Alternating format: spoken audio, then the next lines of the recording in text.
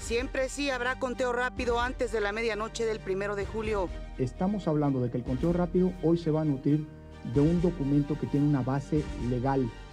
El artículo 290 de la LEGIPE. Manlio Fabio Beltrones, Osorio Chong y Beatriz Paredes se suman a la campaña de José Antonio Meade. Fue localizado en Canadá Manuel Barreiro, empresario vinculado a Ricardo Anaya. Por México al Frente asegura que Anaya no tiene ninguna relación con Barreiro. Ricardo Anaya no tuvo ningún trato con Barreiro, se lo vendió a Juan Carlos Reyes. Él es una persona muy conocida en Querétaro, respetada en Querétaro. El presidente Enrique Peña Nieto destaca la inversión extranjera directa en México de más de 171,000 millones de dólares. ¿Y esto qué significa? Que la gente está confiando en México, que ven en México a partir de las reformas que se hicieron una buena ventana de oportunidad. El turismo, un pilar de la economía que crece por arriba del PIB. Esto informa la Presidencia de la República.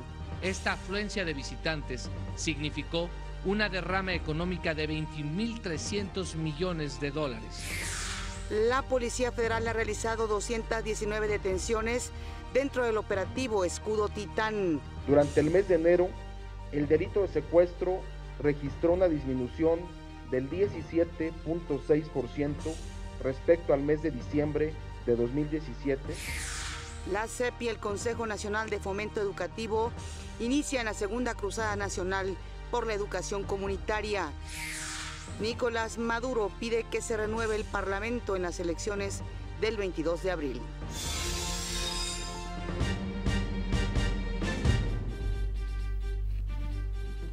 Muy buenos días, qué gusto que nos acompañen en una edición más de México al Día. En este momento, la temperatura a 11 grados centígrados en la capital del país. Desde aquí, como siempre, un saludo muy afectuoso también a quienes nos están viendo en el interior de la República Mexicana. Y saludo con gusto, como cada mañana, a mi compañero Omar Cepeda. Omar.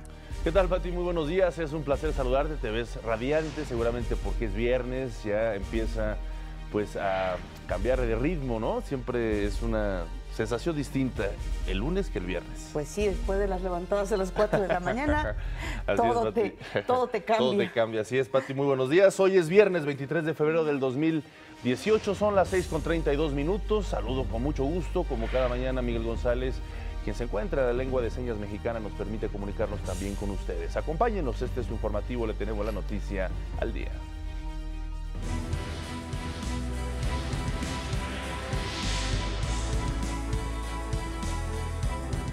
El INE puso a consideración un sistema de conteo rápido para que el 1 de julio a las 11 de la noche se puedan dar a conocer los resultados preliminares de la elección presidencial. Esto es, independientemente de qué tan cerrada esté la contienda.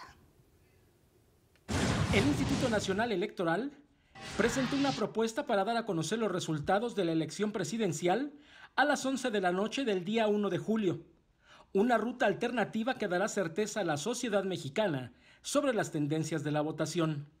Para la elaboración de las estimaciones de tendencias, es decir, el conteo rápido, se tomarán como base los datos asentados en las hojas de operaciones, que, como establece la ley, es el documento donde se transcriben los resultados que se anotan en las actas de escrutinio y cómputo respectivos. Estamos hablando de que el conteo rápido hoy se va a nutrir de un documento que tiene una base legal.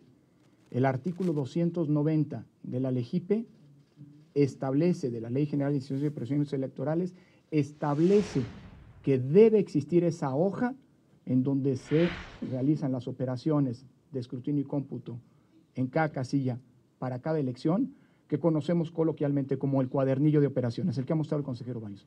Eso no es un documento de trabajo nada más, es un documento que tiene base legal. Y quiero ser enfático en lo que todos los que nos hemos pronunciado aquí hemos subrayado. De este documento se transcriben los datos. Este procedimiento será sometido a la consideración de las Comisiones Unidas de Organización y Capacitación Electoral y una vez aprobado, será llevado a la sesión del Consejo General el próximo 28 de febrero. El INE reitera así su obligación y su disposición irrestricta de acatar toda decisión del Tribunal Electoral y constructivamente, a partir de un apego puntual a la ley, genera el escenario de mayor certeza, objetividad y máxima publicidad en el día clave del proceso electoral en curso, el día mismo de las votaciones. El consejero presidente del INE, Lorenzo Córdoba, señaló que esta propuesta ya fue circulada a los representantes de los partidos políticos. Para México al Día, Gilberto Rodríguez Monroy. El candidato de la coalición Todos por México, José Antonio Meade, nombró a 6 coordinadores regionales de su campaña. El exsecretario de Gobernación, Miguel Ángel Osorio Chong, coordinará el trabajo de los candidatos al Senado, mientras que Manlio Fabio Beltrones, Beatriz Paredes, Carolina Villano, René Juárez y Mariano González estarán al frente de las labores de la campaña en las 5 circunscripciones del país.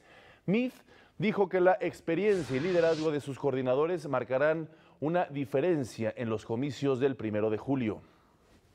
El hecho de contar con un grupo con tanta experiencia, con un grupo que de manera muy entusiasta nos va a ayudar en la coordinación regional del despliegue de la campaña, pues implica de mi parte mucha gratitud, mucho reconocimiento y la certeza pues, de que la integración, la unidad, el entusiasmo, la fuerza, la experiencia, el talento, en mucho nos van a ayudar en términos de competitividad.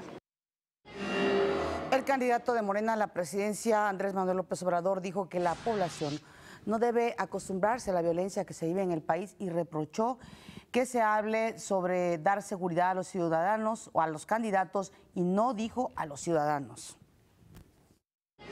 Hay 70 homicidios diarios, que se ocupe de eso, junto con el secretario de la Defensa, junto con el secretario de Marina, con todo respeto, porque luego hasta se sienten. Está tan mal la situación que no dan mucha confianza. O sea, yo no traigo guardaespaldas, ni voy a traer. Representantes por la coalición Por México al Frente aseguraron que Ricardo Anaya, su candidato a la presidencia, no tiene relación alguna con Manuel Barreiro, a quien presuntamente le vendió un terreno. Precisaron que se trata del refrito, así lo dijeron, un refrito de una acusación que se aclaró hace 5 meses.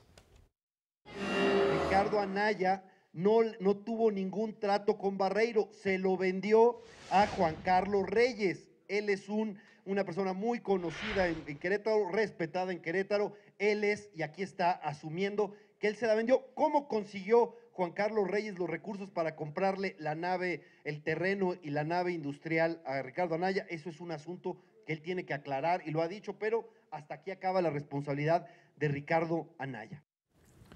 A Ricardo Anaya no tuvo, por cierto, actividades públicas el día de ayer. Y de acuerdo con la agencia Notimex, el empresario Manuel Barreiro, señalado como el presunto operador de una red de lavado de dinero para financiar la campaña de Anaya, fue localizado en Canadá. Previo a ello, la defensa de Barreiro obtuvo un amparo en contra de cualquier orden de aprehensión. Hay que recordar que el martes el abogado Adrián Shaman McGregor denunció que 2 de sus clientes habían sido contratados por Barreiro para organizar una serie de operaciones financieras ilícitas cuyos dividendos habían sido destinados a cuentas de Ricardo Anaya. Anaya ha rechazado ya las acusaciones. ¿Cómo van los independientes? Jaime Rodríguez Calderón, el Bronco, habló a través de la plataforma yucateca Master Radio sobre los retos de la administración pública. En entrevista televisiva, Armando Ríos Peter dijo que el liderazgo no se construye con fanfarrias y que esta elección será diferente porque la gente está más informada. Por su parte, Margarita Zavala, a través de su cuenta de Twitter, lamentó el asesinato de Antonia Jaimes Moctezuma, precandidata del PRD a diputada local de Chiapas, Guerrero, ocurrido este miércoles. Una pausa, regresamos.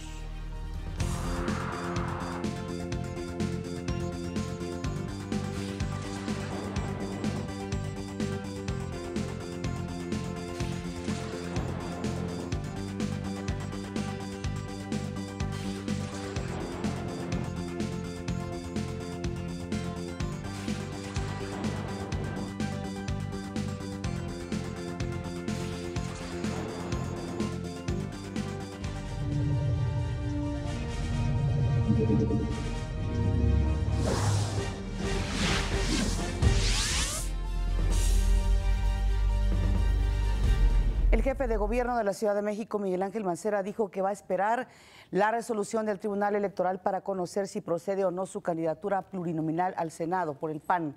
Esto luego de la impugnación interpuesta por el exdirigente panista Gustavo Madero. Mancera dijo que, o reiteró su interés, no está en un cargo, sino en consolidar un gobierno de coalición. Dijo también que espera que se resuelva para despejar dudas o interpretaciones y así sentar un precedente.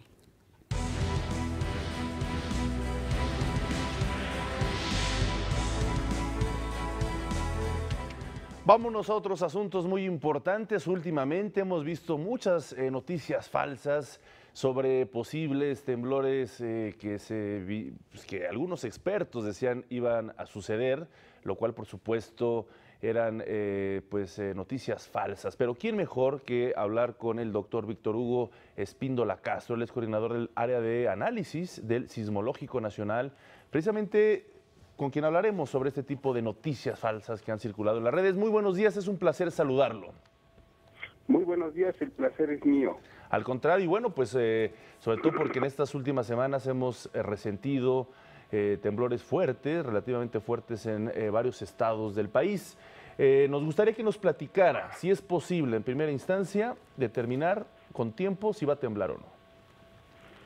Bueno, no, como ya se ha mencionado continuamente, hasta la fecha en ningún lugar del mundo y ninguna de las tecnologías pues más modernas, ¿verdad? Ha podido determinar la ubicación y magnitud, es decir, predecir la actividad. Bueno, podemos tener una idea, ¿no? Pero predecir un sismo es hasta ahora es imposible. Recordemos que predecir un sismo significa decir, digo ya no la hora, por lo menos un día con una ubicación, una región epicentral bien determinada y una magnitud también bien determinada. No es lo mismo decir va a haber un sismo de 5 que va a haber un sismo de 7 o de 8. Los sismos de 5 sabemos que continuamente pasan, ¿verdad? Y los periodos de recurrencia para un sismo de 8 en cierta región pues no se da seguido. Entonces recordemos que no hay tecnología aún con la que podamos, ni algoritmos ni nada de esto, determinar o predecir un sismo. Hola, doctor, gusto en saludarlo. Muy buenos días. Y como usted bien indica, no hay tecnología en el mundo que pueda predecir un sismo. ¿Qué sí se puede predecir? Es decir, ¿qué sí se puede alertar a los ciudadanos de acuerdo con las mediciones que hacen ustedes desde los centros sismológicos? Mire, actualmente lo que sí se sabe es ya por qué se originan los sismos, ya sabemos por qué se origina, ya sabemos en qué regiones puede haber o existe el potencial para que exista un sismo importante. Sabemos que en la República Mexicana los sismos que más afectan principalmente la Ciudad de México, pues son los que ocurren en la zona de subducción, que como ya sabemos están en las costas desde Jalisco, Colima, hasta el sur de Chiapas. Entonces es una región potencialmente peligrosa, ¿verdad? Sabemos que en la brecha de Guerrero también puede ser donde han ocurrido sismos y que ya tiene tiempo que no ha ocurrido un sismo importante en la región de Acapulco, San Marcos, todavía al sur del Golfo de Tehuantepec, pues hay algunas regiones donde tienen gran potencial actualmente. Sin embargo, como bien decíamos al inicio, no se pueden predecir. Lo que sí sabemos es que pueden afectar poblaciones en la Ciudad de México. En sí el fenómeno no es el daño, ¿verdad?, sino más bien en dónde estamos asentados y qué tan vulnerables somos a nuestras propias construcciones y edificaciones y cómo vivimos. Entonces, bueno, hay que aminorar esos factores que pueden causar una catástrofe, como pues reglamentación en construcción, que nosotros estemos pendientes, que en dónde vivimos, que sepamos, principalmente en la Ciudad de México, es un compromiso que nosotros tenemos que tener mucho cuidado en dónde estamos viviendo y estar en constante revisión. Y bueno, lo que tenemos ahora es el alertamiento, bueno, seguir las indicaciones de Protección Civil. Si el alertamiento fue que solamente se sintió muy leve, bueno, tomarlo como un simulacro inesperado y utilizarlo para ver qué nos salió bien y en qué estamos fallando. Claro. ¿Cuál es su opinión sobre este tipo de noticias que de repente se empiezan a dar a conocer, generan mucho caos, se dan a conocer sobre todo en las redes sociales? ¿Dónde puede una persona, un ciudadano, recolectar información precisa, confiable, en todos los ámbitos? ¿Cómo prevenir? ¿Qué medidas tomar cuando suena la alarma sísmica, antes, durante y después de un sismo? En fin, ¿cuáles son esas bases informativas adecuadas donde los ciudadanos pueden acercarse? Pues mire, a nivel mundial, pues todas estas páginas principalmente los centros de investigación serios, como por ejemplo en Estados Unidos el USGS, en México pues está el Servicio Sismológico Nacional, la página de Protección Civil, que nos dan muy buenos tips. Si ustedes visitan la página del servicio www.ssn.unam.mx, ahí pueden encontrar mucha información y muchas ligas. Recordemos siempre que pues no sé, a mí me tiene confundido porque hay personas todavía que se empeñan en mandar ese tipo de, no sé qué ganen, ¿verdad?, de mensajes, pues son prácticamente delincuentes. Entonces nosotros no expandamos esos rumores, porque también somos responsables y estamos obligados a informarnos bien. Así es, doctor. Pues muchísimas gracias por estar con nosotros en esta entrevista, dándonos datos muy precisos de lo que hay en torno a los sismos. Lo principal es que no hay tecnología alguna en este momento que pueda predecir un sismo de magnitudes importantes. Muchas gracias y por supuesto siempre estar en contacto con las fuentes certeras y oficiales como el Servicio Sismológico Nacional. Doctor, un abrazo y muy buenos días. Igualmente, gracias por su atención. Y nosotros vamos a hacer una pausa. Les recuerdo que usted ve México al Día.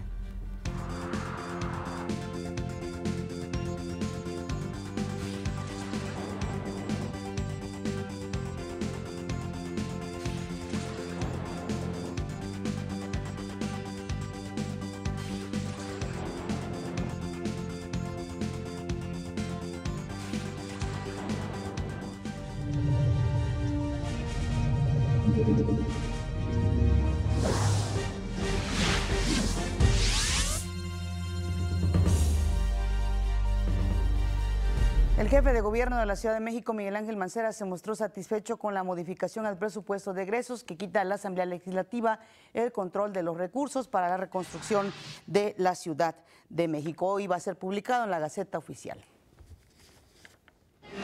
Y en Guadalajara, Jalisco, se llevó a cabo la primera reunión ordinaria de directores generales de los colegios de estudios científicos y tecnológicos en este año. Ahí, la subsecretaria de Educación Media Superior, Silvia Ortega, informó que de los años 2012 al 2015 disminuyó la deserción escolar en esta institución al pasar del 18 al 16.4%. Informó que en el ciclo escolar 2016-2017 se atendió a más de 377,000 estudiantes en 30 entidades. En Tlaxcala y Baja California Sur, es decir, 1 de cada 5 alumnos de educación media superior se incorporó ya a este subsistema. La SEP y el Consejo Nacional de Fomento Educativo iniciaron la segunda Cruzada Nacional por la Educación Comunitaria. Va a terminar el 30 de noviembre. Participan más de 60,000 jóvenes que van a llevar educación a 700,000 niñas, niños y adolescentes en las zonas marginadas del país donde no hay escuelas. Durante la inauguración de esta estrategia en Boca del Río, Veracruz, el subsecretario de Educación Básica, Javier Treviño, aseguró que la educación es el mejor instrumento para que niños y jóvenes salgan de la pobreza y puedan transformar su vida, su familia y sus comunidades. Dijo que con la implementación del nuevo modelo educativo se van a entregar paquetes escolares a niñas, niños y jóvenes de estas comunidades, además de becas para que los alumnos no dejen los estudios. En otros asuntos, el presidente Enrique Peña Nieto destacó en su cuenta de Facebook la cifra de inversión extranjera directa que recibió nuestro país en lo que va de la actual administración. Esta asciende a más de 171,000 millones de dólares, 50% más de lo que captó la administración anterior. ¿Y esto qué significa? Que la gente está confiando en México, que ven en México, a partir de las reformas que se hicieron, una buena ventana de oportunidad para atraer inversión, para generar empleos. Una cosa va con la otra. Inversión que captamos como nación, gracias a la confianza que proyectamos, generación de empleos, oportunidades para los mexicanos. El presidente de la República mostró el encuentro que sostuvo con el director general de Grupo Safran, Philippe Petitcolin. Petitcolin habló sobre la presencia de esta firma en México. Tenemos alrededor de 2,000 personas trabajando en México y hacen un excelente trabajo. Así que venimos a Querétaro y empezamos un negocio donde tenemos ahora 6 meses. Tenemos más de 11,500 personas en México. El INEGI informó que en la primera quincena de febrero la inflación registró su nivel más bajo en casi un año, al llegar a 5.41%. Esto en comparación con la primera quincena de marzo del año pasado. El INEGI agregó que el valor de la producción de las empresas constructoras subió 2% en diciembre respecto al mes inmediato anterior. Y los sitios turísticos de nuestro país son cada vez más atractivos para el mundo. El turismo es un pilar de la economía que crece por arriba del Producto Interno Bruto Nacional, informó el vocero de la presidencia, Eduardo Sánchez. Mientras que de 2012 a la fecha, el Producto Interno Bruto de México creció en promedio 2.5% anual, el Producto Interno Bruto turístico lo hizo a un ritmo más acelerado, de 3% en promedio por año. En conferencia de prensa conjunta con la Secretaría de Turismo, informó que en los últimos 5 años el número de visitantes internacionales aumentó casi 11%. Tan solo el año pasado arribaron 39 millones de extranjeros. Esta afluencia de visitantes significó una derrama económica de 21.300 millones de dólares, que podría alcanzar los 23.000 millones en 2018, de acuerdo con estimaciones del Consejo de Promoción Turística de México. Por su parte, el titular de Sectur, Enrique de la Madrid, confió en que con estas cifras nuestro país avance en el ranking mundial turístico del 8º al 7º y que en 4 años se reciban 50 millones de turistas extranjeros. En lo que va de esta administración, hemos crecido a una tasa del 68% anual. Son 4 millones más de turistas los que llegaron el año 2017 contra el 2016. Esto es el equivalente, por ejemplo, a todos los que visitan Perú en un año. Entonces nosotros en un año crecimos un Perú. De la Madrid señaló que a pesar de la caída trimestral del sector de 2.2% por los terremotos de septiembre, se alcanzó un crecimiento anual del 3%. Con respecto a los pueblos mágicos, de la Madrid comentó que se pasará de 111 que se tienen en la actualidad a 118 y además se han recibido 80 solicitudes más. Para México al Día, Gustavo Castillo. Al encabezar la ceremonia del Día del Estado Mayor Presidencial, el presidente Enrique Peña Nieto dijo que esa institución militar es una corporación de excelencia al servicio de México. Se trata de un órgano del Estado que, al proteger la institución presidencial, contribuye a la seguridad de la nación. Es un cuerpo militar y civil que inspira confianza y respeto, certidumbre y admiración. Al apoyar a la presidencia de la República, ustedes no sirven a una persona, sino a toda la sociedad. Roberto Miranda, jefe del Estado Mayor Presidencial, reconoció que las reformas impulsadas por este gobierno representan un punto de conciliación para el progreso del país. Además, el general Miranda refrendó el compromiso del Estado Mayor Presidencial para defender las instituciones. Para defender hasta el último aliento a las instituciones del Estado mexicano. Por lo que no permitiremos que las presiones que tratan de denostar la dignidad de las instituciones de la República afecten nuestra labor. Esas voces deben encontrar en el diálogo y la conciliación la solución a sus inquietudes. El presidente entregó distinciones de desempeño a los integrantes destacados del Estado Mayor Presidencial. Nuestro resumen.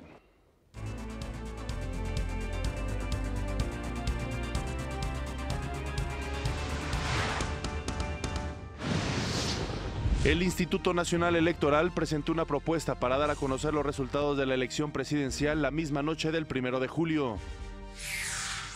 José Antonio Meade, candidato de la Alianza Todos por México, nombró a 6 coordinadores regionales de su campaña. El candidato de Morena, Andrés Manuel López Obrador, pidió seguridad a los ciudadanos antes que a los candidatos. Representantes de la coalición por México al frente rechazan que Ricardo Anaya tenga nexos con el empresario Manuel Barreiro, localizado en Canadá. El presidente Enrique Peña Nieto reconoció la labor del Estado Mayor Presidencial a lo largo de su sexenio. La SEP informó que de 2012 a 2015 disminuyó la deserción escolar en el nivel medio superior. Más adelante, noticias internacionales. Haití suspende por 2 meses operaciones de la ONG Oxfam tras el escándalo sexual.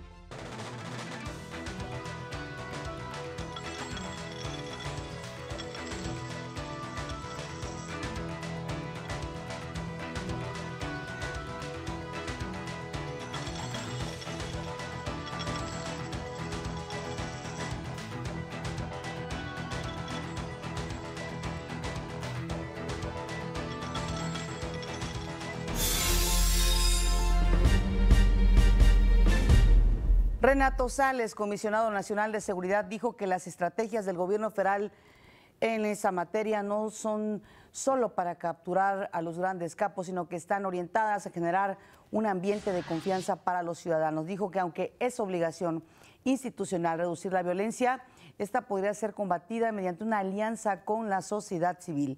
El comisionado dijo que la seguridad es la base para que las personas puedan crecer en forma plena, pero sobre todo vivir con tranquilidad.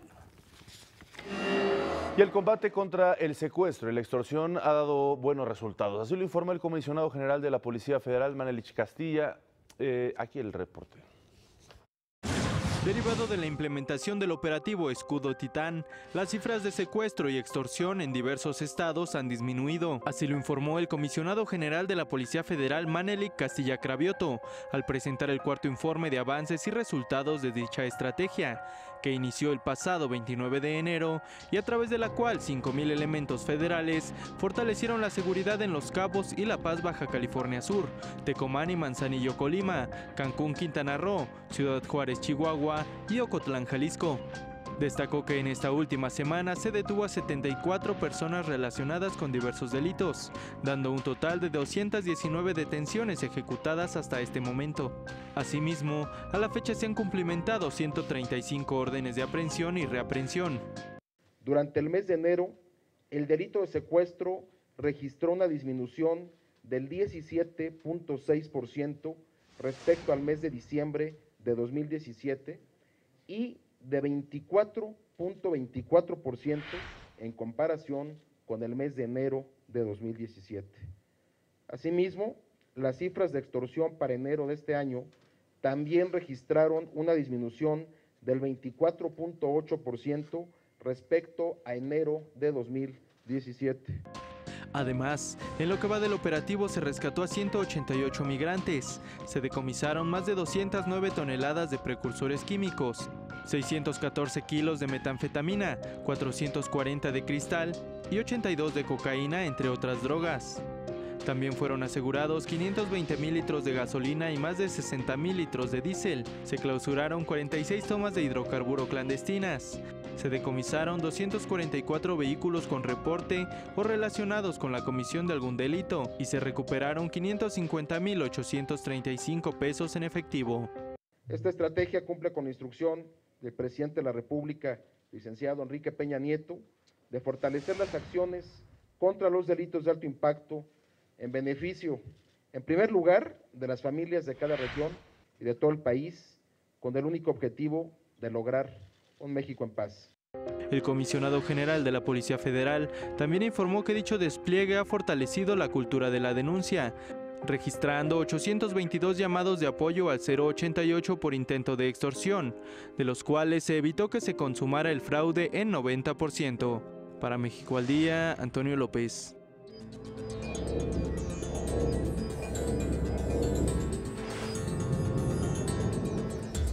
El presidente Donald Trump dijo que va a promover un cambio importante en las leyes federales para elevar a 21 años la edad mínima para poder comprar un arma de fuego. Trump negó haber sugerido tener maestros armados como posible solución para evitar nuevos tiroteos en las escuelas, como el ocurrido en una escuela secundaria en Florida. Anoche, CNN dijo que quería que los maestros tuvieran armas. No quiero que los maestros tengan armas. Quiero a ciertas personas hábiles, personas que entiendan las armas, que ellos tengan realmente esa actitud, porque no todos tienen aptitud para un arma, pero si tienen la aptitud, creo que podríamos dar entrenamiento a los maestros y hacerles saber a la gente que hay personas armadas en la escuela. Y luego del tiroteo en Florida, el vicepresidente ejecutivo de la Asociación Nacional del Rifle, Wayne LaPierre, rechazó la aprobación de cualquier tipo de leyes ante la compra y venta de armas de fuego en los Estados Unidos. Aseguró que el ingreso de droga desde México es una de las razones por las que los estadounidenses poseen armas. LaPierre dijo que las leyes no han logrado detener el crimen ni la violencia. En España, el grupo separatista vasco La ETA anunció que va a someter a votación de sus integrantes su total desaparición. La dirección de ETA considera que luego de 60 años de existencia llegó el tiempo ya de ponerle punto final a este movimiento. La justicia española atribuye a esta organización el asesinato de al menos 829 personas. El gobierno de Haití decretó la suspensión de 2 meses sobre las actividades de la ONG británica Oxfam, luego de que se hicieran públicos los abusos cometidos por algunos de sus empleados, entre ellos altos directivos, quienes contrataron sexoservidoras tras el sismo que arrasó el país en 2010. El gobierno explicó que se cometió una falta grave al momento en que esta institución no informó a las autoridades los hechos en el momento en que ocurrieron. Agregó que la medida de suspensión se justifica por los hechos de abuso y explotación sexuales en Haití entre 2010 y 2011. El presidente de Venezuela, Nicolás Maduro, propuso que el 22 de abril, además de las elecciones presidenciales, también se renueve el Parlamento, que está en control de la oposición. Aseguró que a pesar de que la Mesa de Unidad Democrática se negó a participar en los comicios, el pueblo venezolano saldrá a las urnas para consolidar la paz, dice él, y la democracia de ese país. La MUD dice que no para las elecciones. Entonces, ¿para dónde va la MUD? ¿Para un golpe de Estado? Venezuela quiere paz. Nosotros vamos a la paz. Vamos a las elecciones. Con MUC o sin MUC, el pueblo venezolano va a las elecciones presidenciales. Por cierto, hoy la Organización de Estados Americanos abordará en un Consejo Permanente Extraordinario la situación en Venezuela. En la reunión, los países integrantes de la OEA buscarán aprobar una resolución que exhorta al presidente Nicolás Maduro a reconsiderar la convocatoria de las elecciones presidenciales. Además, solicitarán que se lleve a cabo un proceso libre, justo, transparente, legítimo y también creíble, en el que participen todos los partidos y actores políticos venezolanos. La Fiscalía de Colombia ordenó la confiscación de 16 bienes de familiares y allegados al fallecido narcotraficante Pablo Escobar. Fueron confiscados departamentos, casas, vehículos de alta gama y bodegas a nombre de la madre y hermana de John Jairo Velázquez, alias Popeye, mano derecha de Escobar. La medida judicial ordena que los bienes evaluados en 6.200 millones de pesos colombianos pasen a un fondo estatal para la lucha contra el crimen organizado. Vamos a una pausa. Usted ve México al día.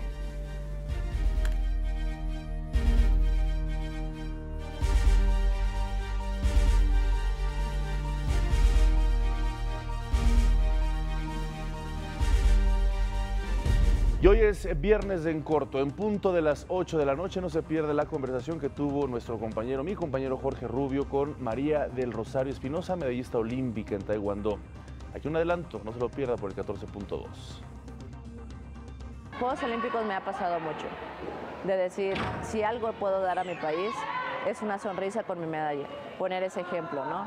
Dar ese granito de arena en cada Juegos Olímpicos, y creo que lo he hecho y lo he hecho de corazón como para todos los mexicanos, incluyendo a mi familia, mis amigos, todo mi equipo, y es algo muy padre para mí. Yo a los 5 años empecé a hacer taekwondo. O sea, desde chiquita te gustaban los golpes, las patadas. Y a pesar de que el profesor, por ejemplo, después se fue, yo seguía buscando el taekwondo. Para mí era como el primer deporte y me enamoré del taekwondo y lo seguía buscando. Como quien dice, fue mi primer amor, el taekwondo. Bueno, para mí la experiencia en Beijing fue una de mis mejores experiencias porque estaba viviendo mis primeros Juegos Olímpicos. Entonces, iba como con esa motivación de vivir mis primeros Juegos Olímpicos, con esa duda también de qué iba a pasar, pero fue como te digo, fue una de mis mejores experiencias, mis primeros Juegos Olímpicos, ganar la medalla de oro. Es algo que me ha quedado marcado para toda mi vida. Y a mí me decían, no, pues ya te puedes retirar, ¿no? Estás joven, ya ganaste, ya adiós, ¿no? Y yo, pues no, para mí no es todo una medalla olímpica, sino que es la primera. Y yo no veo un fin aquí. Cuando yo gano la primera medalla, a mí me pasa algo curioso. Yo siempre dije que iba a tener 3 medallas olímpicas. Entonces, cuando junté a las 3, dije, wow, para mí fue un sueño hecho realidad, porque siempre me puse esa meta de tener no solamente 1 ni 2 medallas olímpicas, sino que varias medallas olímpicas, y para mí fue decir, tengo un gran sueño en mis manos, ¿no? Porque estaban mis 3 medallas olímpicas.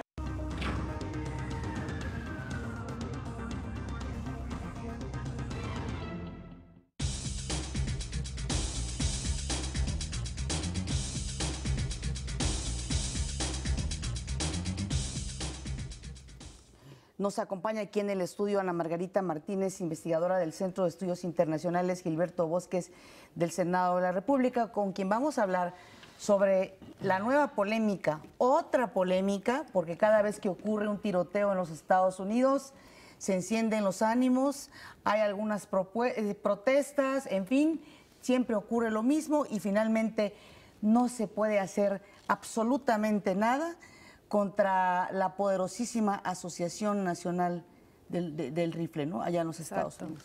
Sí, buenos días, gracias por esta invitación. Un placer saludarte nuevamente. Exacto, esta asociación, que es uno de los grupos de presión más importantes y más millonarios de alguna manera en Estados Unidos, pues básicamente tiene controlado gran parte del Partido Republicano y bueno, no hay que negarlo, también algunos representantes demócratas y bueno, la voluntad política ahora sí que está a merced de los intereses de este grupo de presión, el cual claramente, como vimos anteriormente, su vicepresidente dijo que están en contra de cualquier modificación o restricción y verificación de antecedentes penales, porque es una industria multimillonaria. Los fabricantes de armamentos, de armas, de municiones se llevan importantes tajadas al bolsillo y esto afecta mucho a los intereses de la asociación, claro. Es decir, las restricciones y pues ellos sí depositan mucho dinero en ciertas campañas, especialmente de aquellos políticos republicanos que actualmente están en el Congreso. Sí, y una cultura muy arraigada también en la sociedad estadounidense, esa posibilidad de acceder a tener armas, comprarlas en cualquier lugar, de forma abierta, incluso sin... De ahí precisamente la exigencia que pide actualmente la sociedad de regular ese tipo de cosas. A ver, esta entrevista se da a partir de este tiroteo que hubo en Florida, uno, como decía Pati, uno más. ¿Crees que ha habido un punto de inflexión en esta ocasión? Hemos visto jóvenes, voces de jóvenes que han retomado el debate e incluso también variantes del discurso del presidente Donald Trump. ¿Has visto cambios? ¿Hacia dónde se está dirigiendo desde tu punto de vista? Bueno, me considero un poco pesimista en lo personal. Creo que el caso más extremo para mí y creo que para muchos medios y observadores de este tema fue Sandy Hook en 2012, que se llevó la vida de varios menores de edad de entre 6 y 7 años y fue muy doloroso. El propio presidente Obama en el momento cuando dio su discurso lloró, etc. El país igual estaba conmocionado. Claro. Cada caso obviamente son víctimas completamente diferentes y al final el dolor pues está ahí. En este caso, bueno, es inspirador ver a los jóvenes que están organizando esta marcha por la vida, porque realmente ellos también son víctimas y están en una edad en la que pueden alzar sus voces, organizarse y claro que es inspirador verlos. Obviamente ya varias figuras, tanto políticas como de empresas y celebridades se han unido al movimiento. Sin embargo, como lo comentamos, los intereses políticos y el financiamiento que trae este grupo de presión es muy, muy, muy fuerte. Disposición, pues siempre la hay al principio, las 2 primeras semanas, porque el tema está en los medios, no lo sueltan.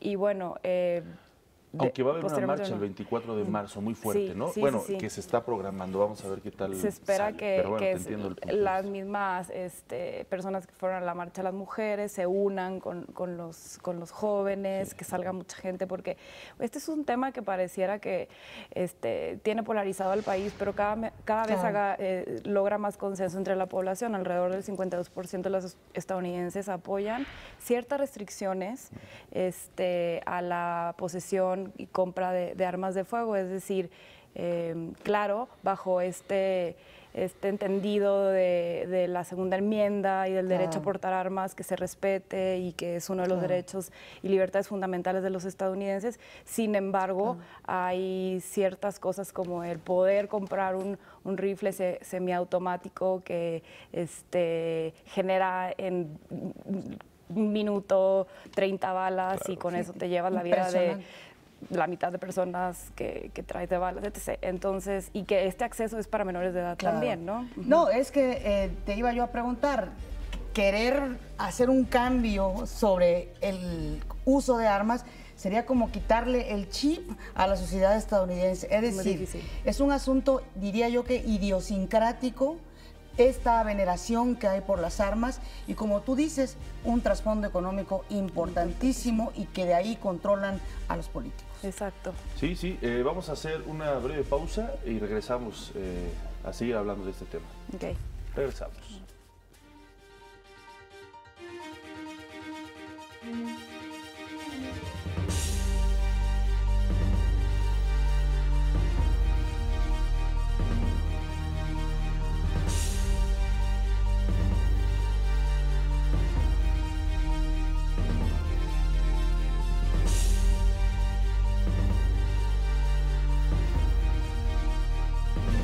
Bueno, continuamos, Ana Margarita, un tema muy importante de lo que se trata esto de la posible reglamentación, lo cual consideramos que es muy difícil por lo que significa el arraigo cultural, la asociación del rifle, los intereses políticos, pero un punto también muy importante, esto impacta a México. Exacto. En 2016, la GAO, que es la Oficina Gubernamental de Rendición de Cuentas Gubernamentales de Estados Unidos, publicó un reporte en donde, entre otros datos, mencionan uno muy importante para nosotros, que es que alrededor del 70% de armas incautadas al crimen organizado en México viene de Estados Unidos. Entonces, fuera del tema humano y que a todo ser humano le pega al ver este tipo de actividades criminales y tiroteos, a nosotros nos pega también en México. Sí, es un asunto muy complejo porque además la venta de armas representa una parte muy importante del Producto Interno Bruto de los Estados Unidos. La industria armamentista, de la industria, claro. Sí, sí, sí. Exacto. Bueno, pues vamos a ver qué sucede en estos días, esta manifestación importante que ojalá pudiera trascender, seguramente va a ser masiva, multitudinaria, con el apoyo, como ya lo comentabas, de artistas, políticos, jóvenes que han retomado esa voz. Ojalá logren generar un impacto real a los congresos, ¿no? Al Congreso de Estados Unidos, que es donde finalmente donde se modifican las leyes, pero como ya lo dijiste, somos pesimistas al respecto. No, se vale soñar, ¿no? Se vale, sí. Ojalá. Bueno, pues te agradecemos mucho, Ana Margarita Martínez, investigadora del Centro de Estudios Internacionales Gilberto Bosques del Senado, que haya estado con nosotros. Gracias, como siempre, Anita.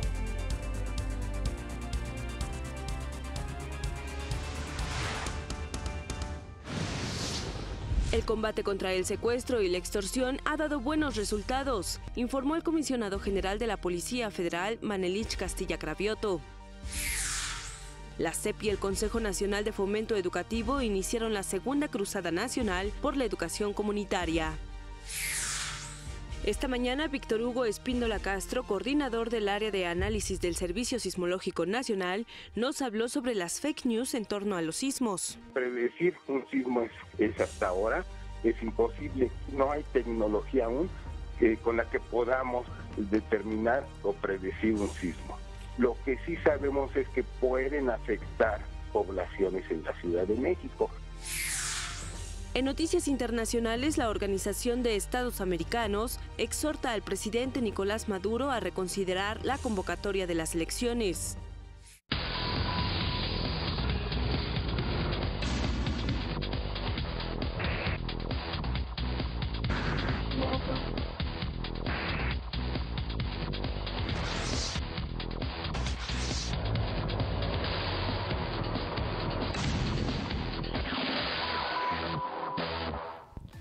Muy buenos días, qué gusto me da saludarlos esta mañana de viernes, sobre todo a quienes nos sintonizan a través de las señales de Ingenio y de Aprende TV de Televisión Educativa, también a través del canal 22 y por supuesto en las redes sociales, Facebook Live, en Noticias México al Día, Periscope, a través de Twitter en la cuenta @mexaldía.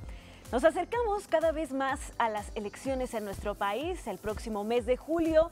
Y por varios factores serán unas elecciones distintas, únicas, pues porque tienen muchos tintes. Uno de ellos, por supuesto, es la tecnología y las redes, y las empresas encargadas de estas grandes plataformas están tratando de adaptarse a todos estos movimientos políticos y ejercicios ciudadanos. Ya vimos cómo Facebook hizo una alianza con el INE para poder prestar de algunos servicios durante la elección. Ahora Google anuncia lo que va a estar haciendo. Implementará en México una serie de productos para ayudar a los mexicanos a tener acceso a contenido de mejor calidad y útil durante el proceso electoral de este 2018. Anunció que tendrá en la página principal de búsqueda un espacio en el buscador sobre las elecciones en México que redireccionará a las personas a la página oficial del INE. También el buscador de Google informará sobre los debates de los candidatos, tendrá los resultados de las elecciones presidenciales con los datos que arroje el Programa de Resultados Electorales Preliminares o el PREP, y enviará notificaciones con fechas relevantes durante todo el proceso electoral. Estas funciones ya han sido utilizadas en otros países, pero en México se estrenará una herramienta, se llama Postura de los Candidatos. Esta desplegará una pequeña biografía, una ficha, el partido al que pertenecen los candidatos y las 3 principales prioridades dentro de su campaña, para que la gente esté perfectamente bien enterado y sepan pues muy concisamente lo que estos candidatos pues están proponiendo a través de las campañas. Así que ya vemos cómo cada vez se van sumando más a tratar de hacernos más fácil la vida, pero también con información pues que sea fidedigna, que esté comprobada, que esté también además respaldada por las instituciones. Bueno, y la policía del condado de Palm Beach, en Florida, anunció el lanzamiento de una aplicación, concretamente lo hizo el sheriff, una aplicación para teléfonos inteligentes que tiene como objetivo mejorar la seguridad de los estudiantes en los centros educativos y anticiparse a posibles tiroteos como el que vivimos hace algunos días. Esta aplicación se llama See Something, Say Something, o si ves algo, di algo, y servirá para interconectar a los estudiantes, padres y personal, por supuesto, de los centros educativos y mantener el flujo de información y alerta sobre potenciales amenazas o actividades sospechosas, por supuesto también en contacto con las autoridades y la policía. Esta es una herramienta que pretende ser contraria o una alternativa a la propuesta del presidente Trump, que dijo que se debía de armar a los profesores para poder hacer frente a posibles tiroteos o ataques. La aplicación, en líneas generales, recogerá boletines, noticias e información sobre amenazas y problemas de seguridad para cruzar todos estos datos y tratar de prevenir los tiroteos. No sé ustedes qué opinan, siguen siendo pues alternativas con tal de no modificar las leyes de ese país.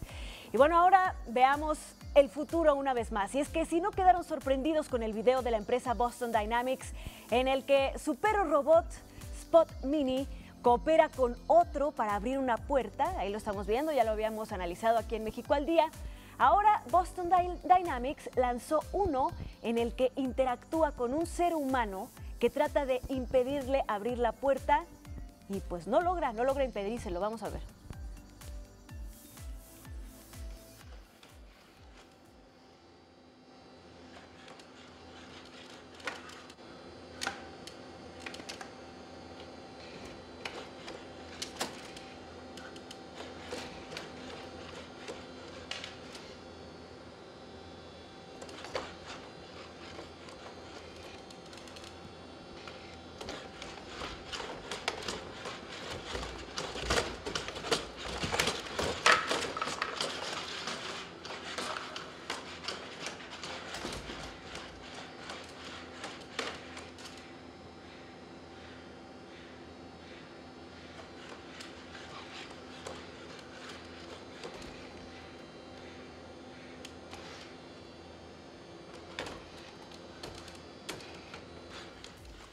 Este nuevo video se llama Prueba de Robustez y Boston Dynamics explica el funcionamiento del robot diciendo: una cámara en la mano encuentra la manija de la puerta, las cámaras en el cuerpo determinan si la puerta está abierta o cerrada y ayudan a navegar por la puerta.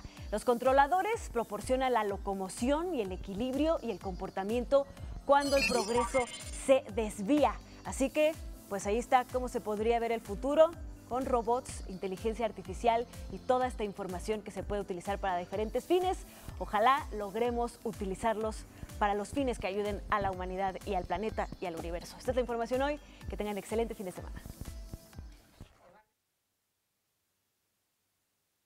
Marín, para hablar del mundo de Ridley Scott. Eduardo, ¿cómo te va? Muy buenos días. Muy buenos días, Pati. Buenos días, Omar. Gusto en saludarlos. Pues miren, vamos a platicar hoy de una película ciertamente atractiva. Es Todo el dinero del mundo, que está basada en hechos reales ocurridos a principios de los 70, que acapararon la atención mundial. Se trata del secuestro del nieto del multimillonario magnate petrolero Paul Getty, considerado entonces el hombre más rico del mundo. El relato conserva de manera permanente su interés. Es una historia que acierta en diversas dimensiones, es un testimonio eficaz de la avaricia, de la codicia humana, aunque hay que decirlo, también es un relato desigual, ya que prevalecen huecos argumentales y hay momentos en que se describe de manera superficial a ciertos personajes claves como el hijo de Getty y padre del secuestrado. Está dirigida por el inglés Ridley Scott, uno de los cineastas más hábiles, más versátiles del cine contemporáneo, y que una vez más pues, nos demuestra su acostumbrada eficacia narrativa, su habilidad narrativa, pero en esta ocasión no con la hondura, la profundidad de otras de sus películas más conocidas, como Alien, Thelma y Luis, Gladiador o Black Hawk Down. Eduardo, vamos a retomar la comunicación contigo. Tenemos que hacer una pausa obligada. Regresamos. Perfecto. Gracias.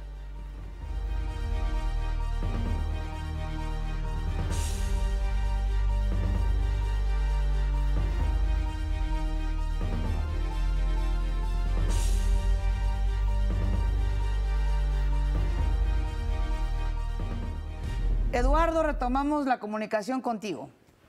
Muchas gracias, Pati. Pues sí, comentábamos que Todo el dinero del mundo es una película ciertamente muy interesante, eficaz, aunque es un poco desigual, no es de las mejores películas de la gran trayectoria de Ridley Scott, pero sin duda es una película de calidad que vale la pena.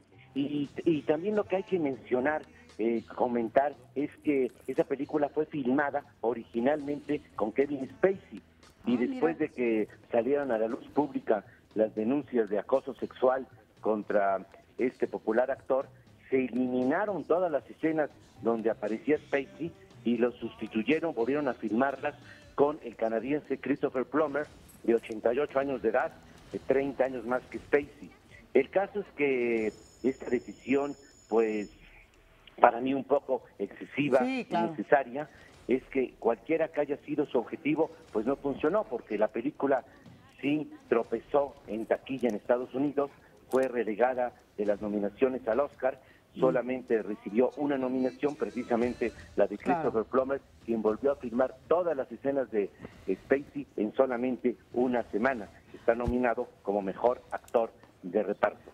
Pues bien, en general, pues digamos que Todo el dinero del mundo es una película que sí vale la pena verla, sobre todo porque nos cuenta esta historia apasionante, sorprendente, que fue una historia real ocurrida en 1973. Así es, y brevemente, Eduardo, ya para finalizar, llama la atención que en esta temporada rumbo al Oscar, los hechos reales están plasmados en el cine, ¿no? Está esta película, está Winston Churchill y está también la de The Post.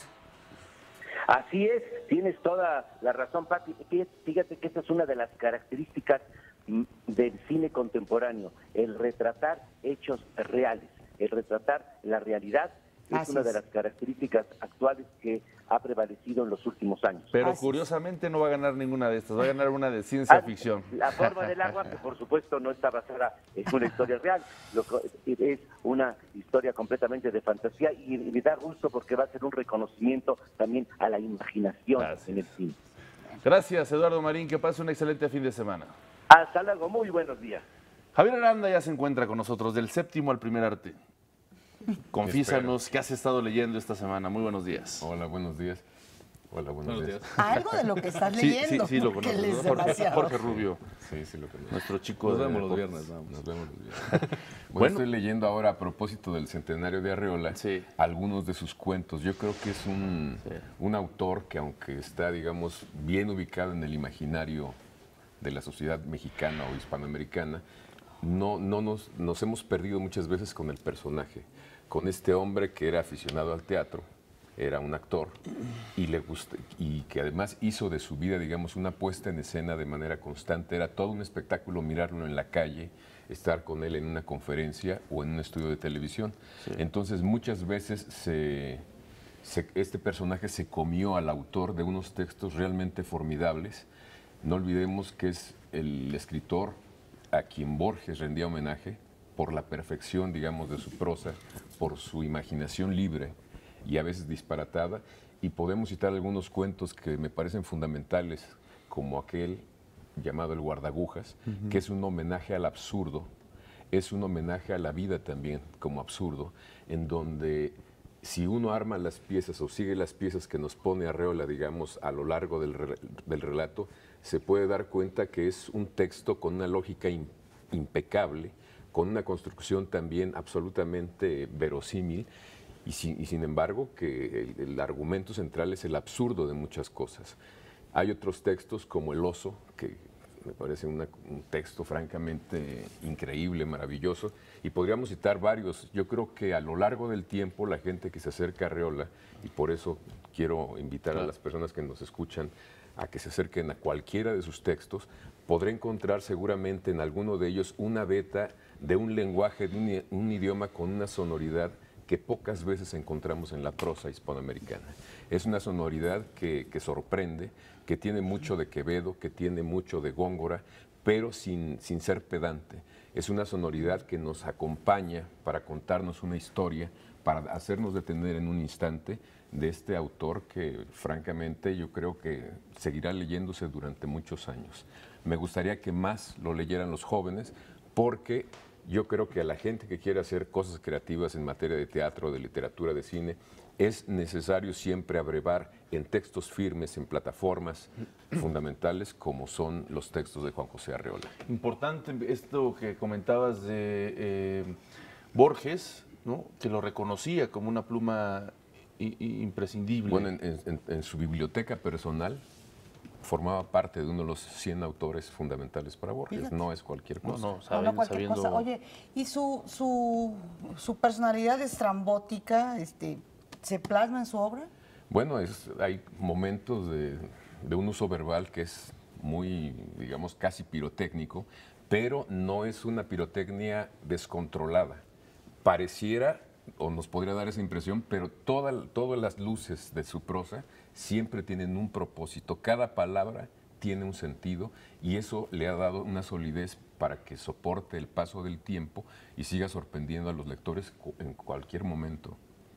Claro, claro. Y dentro de la historia del siglo XX, Juan José Arreola, ¿en qué estatus lo podríamos poner? Es decir, él, ¿de quién se amamantó y a quién generó la herencia? Bueno, él se amamantó de los autores clásicos.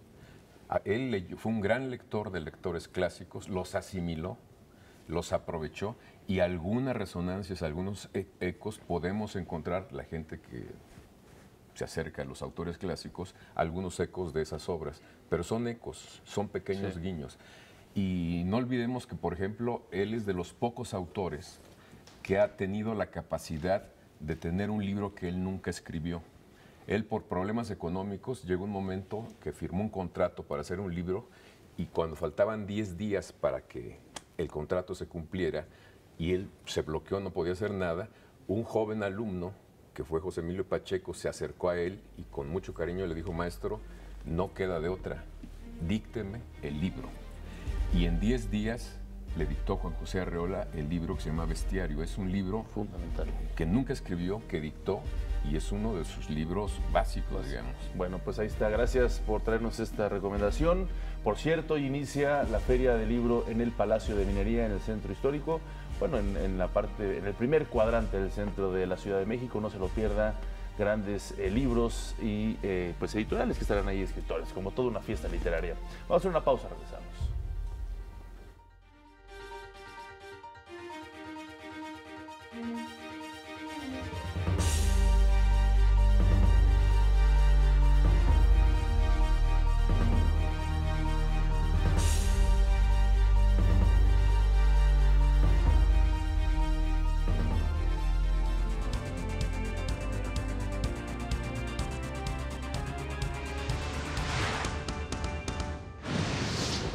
El Instituto Nacional Electoral presentó una propuesta para dar a conocer los resultados de la elección presidencial la misma noche del 1 de julio.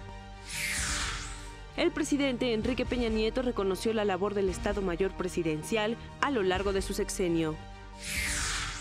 La SEP informó que 2012 a 2015 disminuyó la deserción escolar en el nivel medio superior. Esta mañana en el estudio, Ana Margarita Martínez, investigadora del Centro de Estudios Internacionales Gilberto Bosques, nos habló sobre el control de armas en Estados Unidos. La voluntad política ahora sí que está a merced de los intereses de este grupo de presión.